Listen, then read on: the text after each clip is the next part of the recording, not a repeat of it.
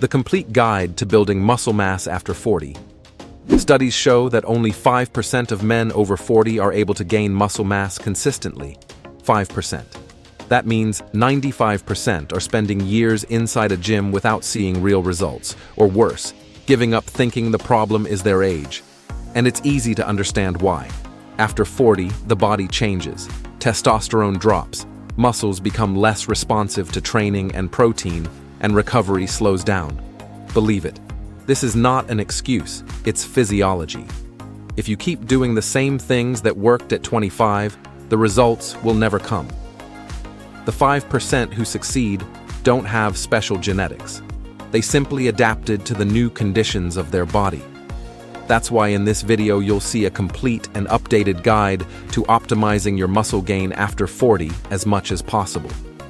We'll cover 6 main topics: training, hormones and testosterone, daily habits, most common mistakes, supplementation, and nutrition. Absolutely everything you need to know. But before we begin, tell me in the comments your name and how long you've been training. Well, let's start by talking about training. More specifically, frequency, volume, intensity, exercises, rest, and progression. The first concept you need to understand is anabolic resistance. After 40, muscles become less responsive to the stimuli that previously triggered growth.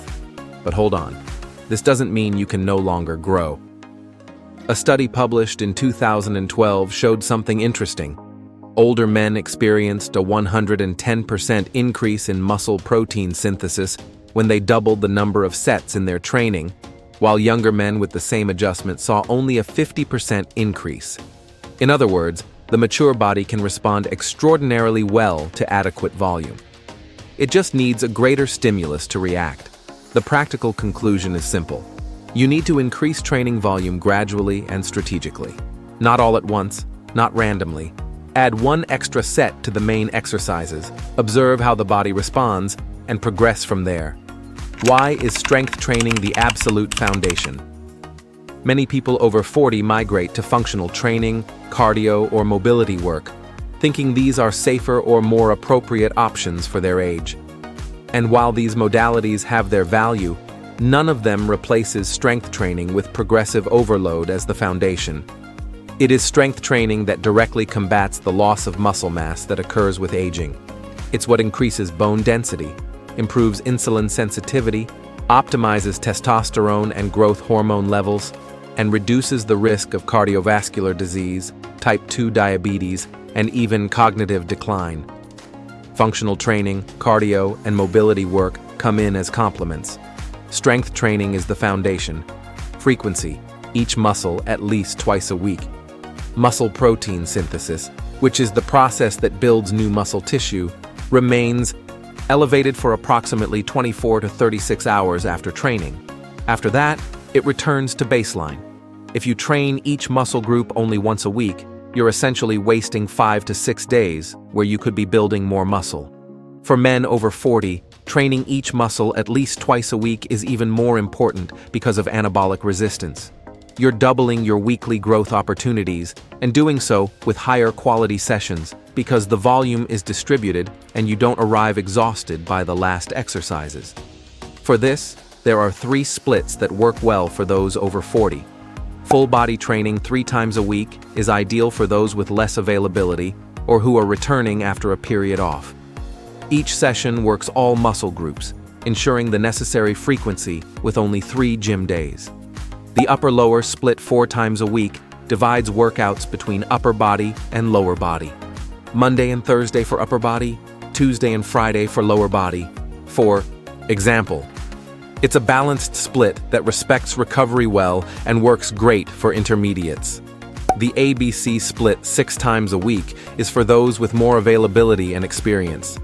It divides muscle groups into 3 different workouts of your choice, each repeated twice a week. One example, back and biceps on Monday, chest, triceps, and shoulders on Tuesday, and legs on Wednesday. Then you can rest on Thursday and repeat Friday through Sunday, or rest only on Sunday. The choice depends on your routine and your level. The most important thing, regardless of the split chosen, is to ensure each muscle group is stimulated at least twice a week. Now, talking about sets, reps, and volume, the fact is that the hypertrophy zone is broader than most people imagine. From 6 to 30 repetitions can work, as long as the effort is close to the limit. For those over 40, the range between 8 and 15 repetitions is the sweet spot. It generates enough mechanical tension to stimulate growth without putting too much stress on the joints. Regarding weekly volume per muscle group, the recommendation is between 10 and 20 sets per week. Start at the conservative end, between 10 and 12 sets, observe how your body responds, and increase progressively as recovery allows. Now we need to talk about one of the points that most sabotages results for those who train after 40. Intensity. Studies show that people generally underestimate by up to 30% how many more repetitions they could still do, which means most people are stopping their sets well before generating the stimulus necessary for muscle growth. After 40, with the natural drop in anabolic hormones, you need to compensate with greater effort in training. You can no longer get away with low-intensity workouts as was perhaps possible at 20. But pay attention, this does not mean going to absolute failure in every set of every exercise in every workout. That would be counterproductive and would increase recovery time too much. What it means is not abandoning a set just because it got uncomfortable or because you reached a predetermined number of repetitions. The most practical way to control this is by using the concept of reps in reserve. For most compound exercises, the ideal is to finish the set feeling like you could do only 1 or 2 more repetitions with good technique. On isolation exercises, you can get a little closer to failure. As for exercises, it's clear that you should do a self-assessment to identify your weak points and improve them. However, keep in mind that compound exercises should form the base of any training program after 40. Squats and their variations, deadlifts, bench press, shoulder press, rows, and pull-ups or lat pull-downs. These movements recruit multiple muscle groups at the same time, generate a greater hormonal response, and allow you to work with heavier loads, which translates into greater stimulus for hypertrophy. An important detail: if you have joint limitations, don't force movements that cause pain. The barbell back squat can be replaced by the hack squat or the leg press. The barbell shoulder press can be swapped for dumbbells or a machine. The goal is to maintain the stimulus, not the specific exercise.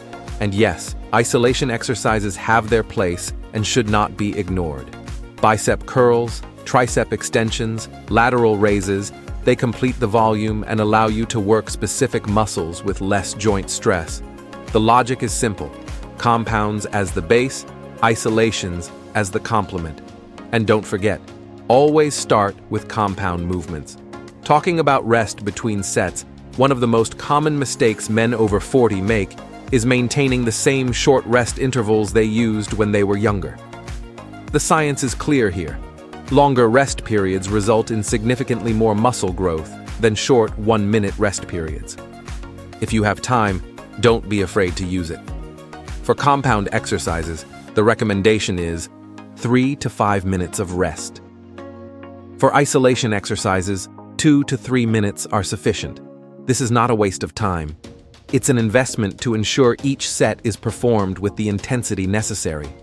Too little rest elevates cortisol and compromises recovery between sets, which means you'll lift less weight, do fewer repetitions, and generate less stimulus for the muscle. In other words, the workout becomes faster and less effective. And please, don't tell me you rest little to feel the muscle burn like a client once told me. Progressive overload is the most important principle of strength training. Without progression, there is no growth. The muscle only adapts when the stress imposed on it increases. The problem is that most people associate progression only with adding weight to the bar. But there are several ways to progress: increasing the number of repetitions with the same weight, adding an extra set to the workout, improving execution quality with greater control and range of motion, or gradually reducing rest time between sets. Progression doesn't need to happen every week. For intermediate and advanced trainees, it can take weeks or even months to add load in a significant way. Always progress gradually. If you bench press with 20 pounds on each side, your next step is to go to 22, not 30. What matters is that the trend over time is always forward. All right, we're almost wrapping up this training section, and that's why we can't leave without talking about it. The much dreaded cardio. Cardio plays an important role in health and body composition, but it doesn't replace strength training, and when poorly planned, it can hinder recovery and muscle gain. The best cardio base for those over 40 is daily walking. 7,000 to 10,000 steps per day is a simple target, low impact, anti-inflammatory, and one that improves insulin sensitivity without compromising muscle recovery. In addition to walking, moderate cardio 2 to 3 times a week through activities such as cycling, swimming, or the elliptical complements strength training well. Prefer to do cardio on separate days from your strength training, or if you need to do both on the same day, always leave cardio for after the strength session. No warming up on the treadmill, please. That's not even a real warm-up.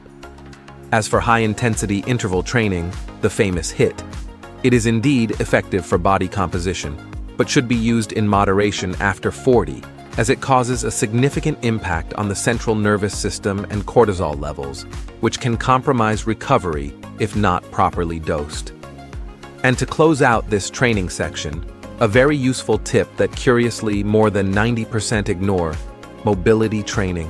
With aging, joint stiffness increases, and this has a direct impact on your muscle gains. Reduced range of motion means less muscle activation. A partial squat stimulates far less muscle than a well-executed full squat. Dedicating 10 to 15 minutes before each session to mobility work specific to the joints that will be most challenged that day makes a real difference in training quality and longevity in the sport. Before training legs, prioritize hips and ankles. Before training upper body, work on shoulders and thoracic spine. With all these guidelines in mind, you now know the foundation of everything that works at this age when it comes to what happens inside the gym. I say foundation because we can't recommend a specific workout for each person, as that would involve knowing each person's individual characteristics, and we obviously also can't evaluate your individual execution. Moving on, it's time to talk about something that will enhance or destroy everything you just learned. I'm talking about hormones, specifically testosterone. If training is the engine of muscle gain, testosterone is the fuel. You can have the most well-structured training program in the world and do everything right inside the gym, but if your hormones are out of order, your results will always fall short of their potential. Testosterone acts directly on protein synthesis, accelerating the muscle's ability to rebuild and grow after training. It improves recovery, reducing the time needed between sessions. It influences body composition, favoring muscle gain and making fat accumulation more difficult. And it affects disposition, mood, and motivation. That energy to train hard and maintain consistency has a lot to do with your hormone levels. Starting at age 30, testosterone drops an average of 1% per year.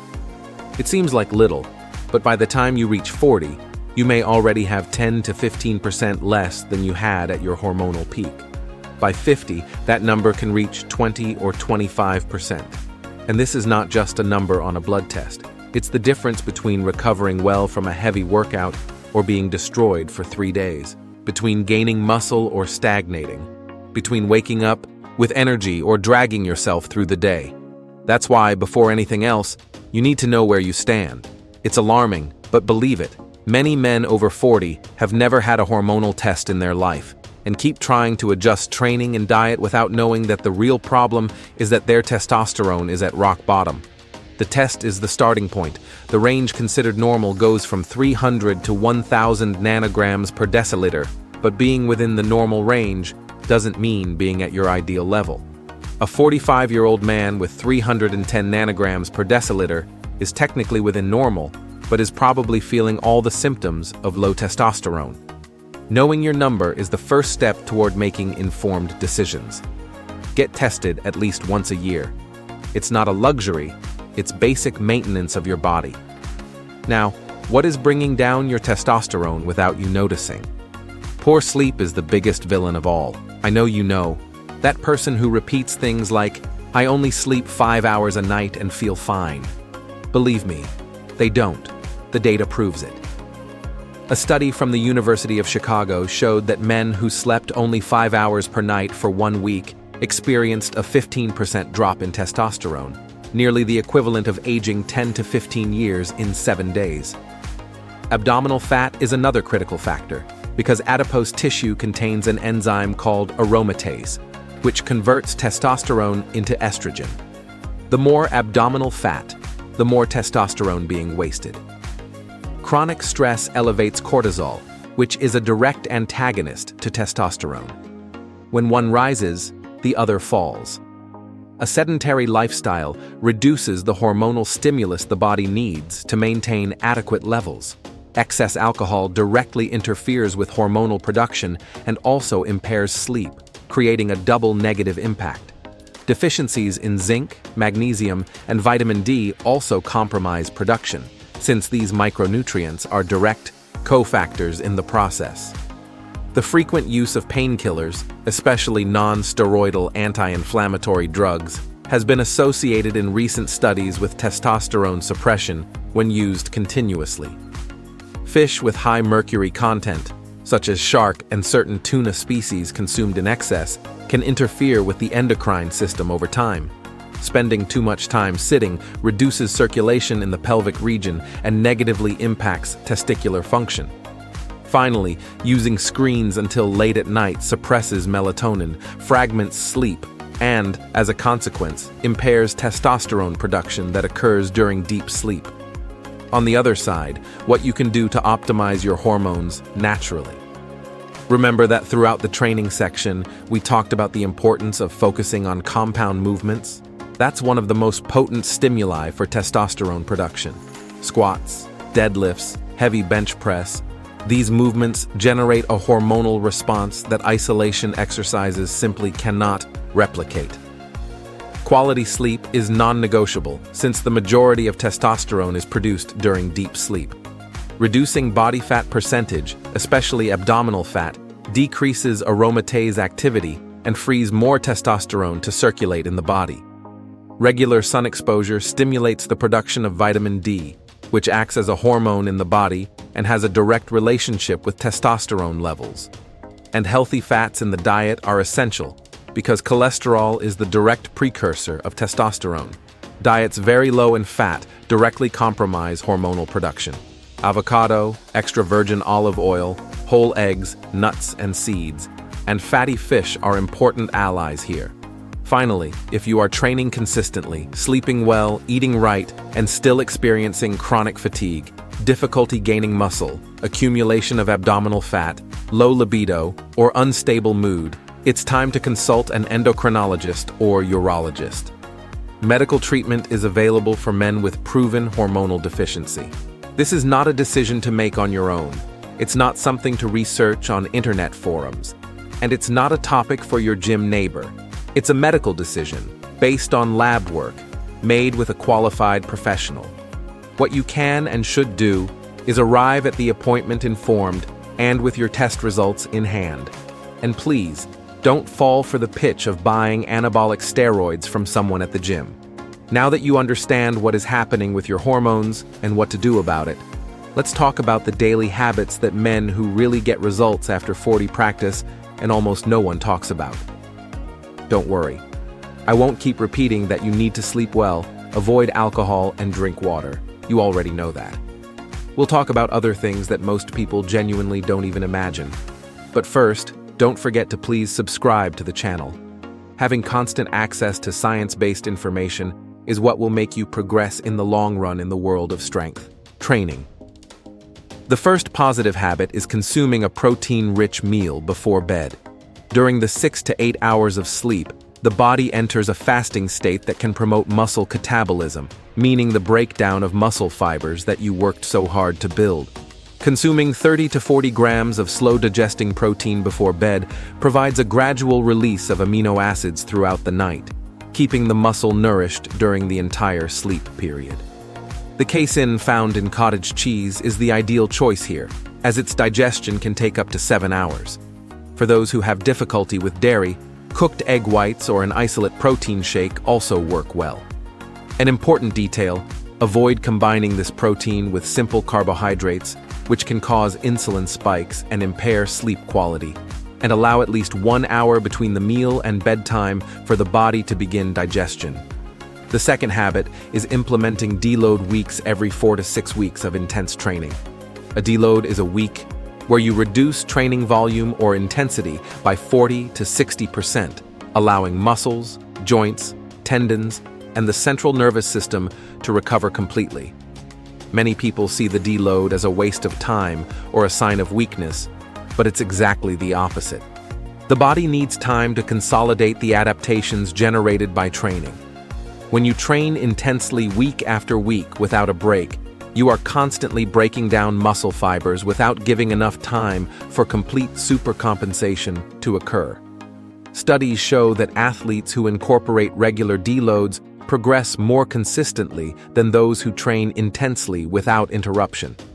For men over 40, this is even more critical because recovery time naturally increases with age. Ignoring this need leads to chronic fatigue, stagnation in results, and eventually injuries that can keep you out of the gym for weeks or months. The third habit is stretching after training, not before. After an intense strength training session, the muscles are shortened and tense due to repeated contractions. Post-workout stretching helps restore the normal length of the muscle, reduces accumulated tension, and significantly improves range of motion for subsequent sessions. In addition, stretching after training, when the muscles are warm, is the safest and most effective time to gain flexibility. Adequate range of motion is not just for gymnasts. It's essential for performing exercises with correct technique and full range of motion, which, as you've already seen in the training section, directly impacts your muscle gains.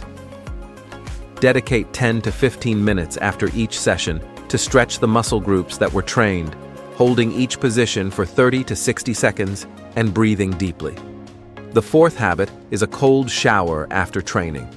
Cold exposure after an intense session has proven benefits for muscle recovery.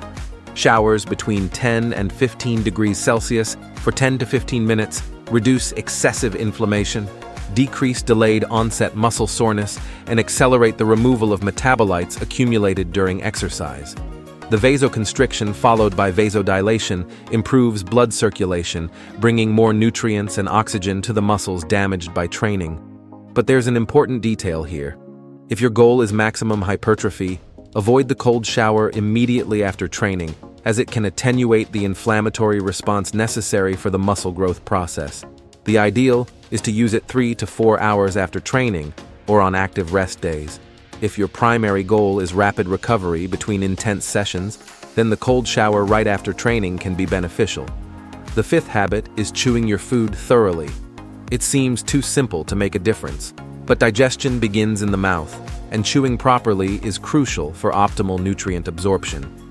When you chew well, you break food into smaller particles, greatly facilitating the action of digestive enzymes and increasing the absorption surface in the intestine. This is especially important for those who consume large amounts of protein. You may be eating all the necessary protein, but if it's not being digested and absorbed correctly, your muscles won't receive the amino acids they need. Studies show that chewing each portion 20 to 30 times significantly improves the bioavailability of nutrients. Set aside at least 20 to 30 minutes for each meal and eat mindfully. The sixth habit is regular sun exposure. You definitely need to get some sun. Beyond the direct impact on vitamin D production, which as we've seen has a direct relationship with testosterone, sun exposure regulates circadian rhythm, improves mood, and contributes to superior sleep quality. The recommendation is 15 to 20 minutes of daily exposure, preferably between 10 in the morning and 3 in the afternoon, when vitamin D production is most efficient. A detail most people don't know: exposure only on the arms and face may not be sufficient.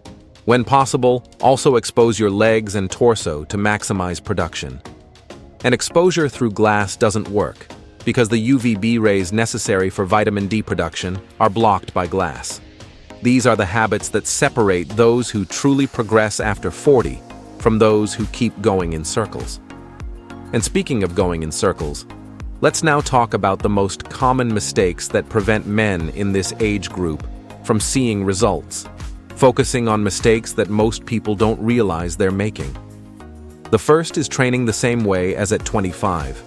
After 40, the body needs more time to recover. Tendons and ligaments are more vulnerable, and the central nervous system takes longer to recover from very intense sessions. Many men arrive at 40 with years of training behind them and think they can continue with the same volume, the same intensity, and the same pace as always. The result is accumulated fatigue that never goes away, repetitive injuries that appear out of nowhere, and stagnation with no apparent explanation.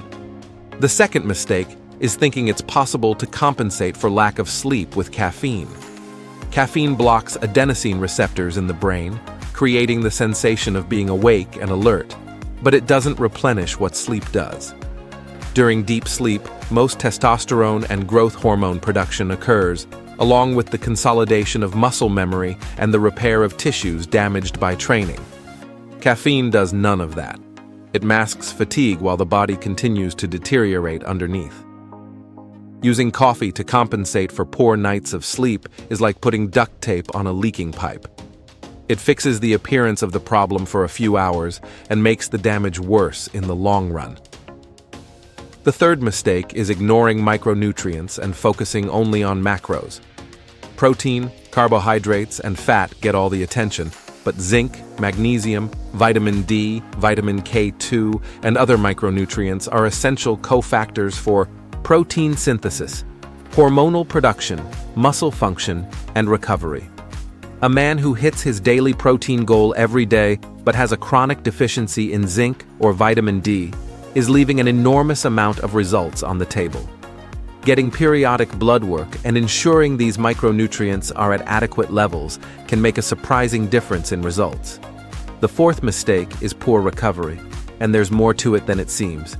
Recovery is not just sleeping between workouts. It involves the interval between sets within the workout itself, with the minimum recommendation of 3 minutes on compound exercises, as we already discussed. It involves adequate rest between workouts of the same muscle group, respecting at least 48 hours before stimulating the same muscle again, and obviously, quality sleep. Compromising any of these 3 layers of recovery compromises the final result. The fifth mistake is not warming up the target muscle before starting to train. Most people do a general warm-up, a few minutes on the treadmill or bike, and consider the job done. But the specific warm-up of the muscle to be trained is different and has a different purpose. It increases local blood flow, raises the temperature of the muscle tissue, improves the neuromuscular connection, and prepares the joints for the movements that will follow. A 40-year-old man who is going to squat heavy without first doing progressive warm-up sets in the squat itself is taking an unnecessary risk. Always start with light loads on the main exercise, increase progressively until you reach the working weight, and only then begin the working sets. The sixth mistake, which is more common than it seems, is giving up thinking that gaining muscle at this age is impossible. Men who try for a few months don't see the results they expected at the pace they expected, and conclude that the body simply no longer responds. Now, let's move on to the second to last main topic of the video, where we'll talk about supplementation. The fitness industry has grown a great deal over the last 10 years, so you need to know what really works and what is marketing after all. Every week, there's a new influencer with a new product with a new pitch, claiming that if you don't take it, you won't see gains. This is a truth the supplement industry doesn't like to hear. Most supplements sold out there don't have enough solid scientific evidence to justify the price. Pre-workouts with miraculous claims, fat burners, natural anabolic complexes. That's why let's focus on what truly has robust scientific backing and makes sense specifically for men over 40. At this point, it couldn't be any different. Creatine is the most studied and most proven supplement in the history of sport. There are literally thousands of studies demonstrating its efficacy and safety. It works by increasing phosphocreatine stores in the muscles, allowing faster regeneration of ATP, which is the cellular energy molecule. In practice, this translates into more strength, more repetitions, and greater stimulus for muscle growth. Studies show average gains of 5 to 15% in strength and 1 to 2 pounds of lean mass in the first weeks of consistent use. For men over 40, there is an additional benefit that few mention. Recent research shows that creatine has a positive impact on cognitive health, improving memory and brain function. The recommended dose is 3 to 5 grams per day, every day, regardless of whether you train or not. There is no need to do a loading phase. It can be consumed at any time of day, preferably with a meal to improve absorption. Always choose creatine monohydrate, which is the most studied and most effective form. And 2 common objections that need to be debunked. Creatine does not cause hair loss. This myth arose from a single misinterpreted study that showed an increase in DHT, but no study has ever proven a direct relationship with hair loss. And creatine does not cause kidney damage in healthy individuals. Hundreds of studies confirm its safety. Omega-3 is the second supplement that deserves serious attention. The EPA and DHA fatty acids found in omega-3 have potent anti-inflammatory properties that directly aid in muscle recovery after training. Controlled inflammation is necessary for growth, but excessive inflammation slows recovery and hinders gains. Omega-3 modulates this inflammatory response, keeping it at the ideal level. In addition, studies demonstrate that omega-3 improves insulin sensitivity, facilitating the transport of nutrients into muscle cells. And more recent research shows that it can increase muscle protein synthesis and reduce protein degradation, creating a more favorable environment for muscle gain, which is especially relevant for men over 40, where the anabolic response naturally diminishes. The recommended dose is 2 to 3 grams of EPA and DHA combined per day. An important detail: prefer animal sources of omega-3, such as fish oil, over plant-based sources like flaxseed. Plant-based omega-3 contains ALA, which needs to be converted to EPA and DHA by the body with very low efficiency. For optimized results, go straight to the source. Now, there are 3 other extremely important components, which are vitamin D, magnesium, and zinc. But unlike creatine, which your body cannot produce naturally, and it's also impossible to reach the recommended amount through diet alone, before anything else, you need to get blood work done. These 3 micronutrients have a direct role in testosterone production, muscle recovery, and the general function of the body, as we've already seen. But supplementing without knowing if there's a deficiency is shooting in the dark. That's why it's not worth taking a multivitamin. You may be spending money on something you don't need, or worse, taking inadequate doses of something that in excess can be harmful. Vitamin D, for Rao. Example is fat-soluble and accumulates in the body. About 60% of men over 40 have significant deficiency, so the chances that you need to supplement are high, but how much you need depends on your test results. Magnesium is involved in more than 300 metabolic reactions in the body, including testosterone production and sleep quality, and deficiency is extremely common in those who train because it is lost through sweat. Zinc is a direct cofactor of testosterone and is also lost significantly during exercise. Get your blood work done, see where you stand, and supplement based on real data. And of course, we need to talk about everyone's favorite training supplement, whey protein. It is often treated as essential, but in practice it is simply a convenience tool. If you can hit your daily protein goal through food alone, whey becomes completely optional.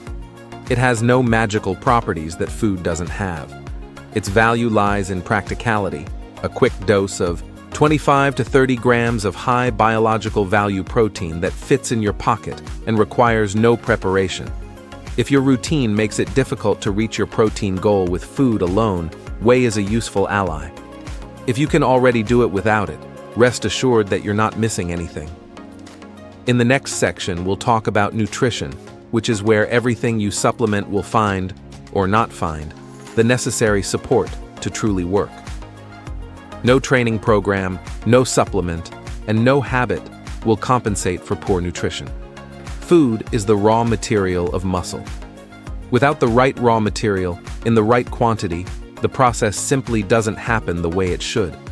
The amount of protein you need is greater than most people imagine. Because of the anabolic resistance we already discussed, the muscle after 40 needs a greater protein stimulus to trigger muscle protein synthesis. While at 20 years old, about 20 grams of protein per meal were sufficient to maximize this process, after 40, that number rises to 30 to 40 grams per meal. The general recommendation is 1.8 to 2.2 grams of protein per pound of body weight per day, distributed across 4 to 5 meals throughout the day. A man weighing 176 pounds needs at least 144 grams of protein per day, ideally getting close to 176 grams. The amino acid leucine plays a special role here, as it acts as the trigger to initiate muscle protein synthesis. The best sources of leucine and high biological value protein are red meat, chicken, eggs, fish, and dairy. Plant protein can complement, but animal protein is superior for muscle synthesis. Carbohydrates are often demonized, especially by men over 40 concerned about abdominal fat, but they play a fundamental role in muscle gain. They are the primary fuel for strength training, and without sufficient carbohydrates, performance drops, cortisol rises, and results worsen. Timing matters here. Consuming carbohydrates around the workout, both before and after, makes a real difference in performance and recovery. The best sources are rice, sweet potato, oats, fruits, and cassava. A specific point of attention for those over 40. Insulin sensitivity tends to worsen with age, which means the body processes low-quality carbohydrates less efficiently. This is one more reason to prioritize natural sources and avoid sugar and ultra-processed foods, not because carbohydrates themselves are the problem, but because the quality of the source becomes even more important over time. Fats are essential and should not be cut. As we've already seen in the testosterone section, cholesterol is the direct precursor of testosterone, and diets with less than 20% fat compromise hormonal production in a measurable way. The best sources are extra virgin olive oil, avocado, whole eggs, nuts, and seeds, and fatty fish such as salmon and sardines. The omega-3 present in these fish has additional benefits that we already covered in the supplementation section. The idea is not to consume fat in excess, but to ensure it represents an adequate portion of your daily caloric intake. And here is the most important point of this section. After 40, a moderate caloric surplus works better than an aggressive surplus. When you eat far above your energy expenditure, the excess tends to be stored as fat more easily at this age, especially in the abdominal region, which, as we've already seen, directly impairs testosterone. A surplus of 200 to 400 calories above your daily expenditure is sufficient to support muscle gain without accumulating unnecessary fat. For those who are overweight or returning to training after a period off, body recomposition is a real option, meaning losing fat and gaining muscle at the same time, something that becomes more difficult as training level advances. But that is entirely viable for this profile. Nutrition doesn't need to be perfect every day. It needs to be consistent over the course of weeks and months. One day off the diet doesn't undo weeks of work, just as one perfect day doesn't build the physique you want. What builds it is the sum of the days, the repeated choices, the quiet consistency that happens even when motivation isn't there. Well, I know this guide got a bit long, so let's go to a basic summary. In training, you understood that anabolic resistance demands more volume and more intelligence, that each muscle needs at least 2 stimuli per week, that rest between sets needs to be longer, and that progressive overload is the principle that drives everything. In hormones and testosterone, you saw what is bringing down your levels without you noticing, and what you can do naturally to optimize this process. In daily habits, you discovered practices that most people ignore, and that make a real difference in recovery and results. In the most common mistakes, you identified what is probably sabotaging those who aren't seeing results in this age group. In supplementation, it became clear what has real evidence, what is convenient, and what is marketing. And in nutrition, you understood that the raw material needs to be right for everything else to work. The final message is this: you are not too old. Your body still responds, still grows, still adapts. What changed is not the capacity, it's the approach that needs to change along with it. The men who get results after 40 are not genetic exceptions. As with everything in life, they are people who understood that the game changed and adjusted the way they play. If you enjoyed this and want to check out a complete chest workout that really works, so you can better understand how we structure a training session based on science, we have a video appearing on screen right now showing just that. Thank you for watching all the way through, and God bless you, my friend.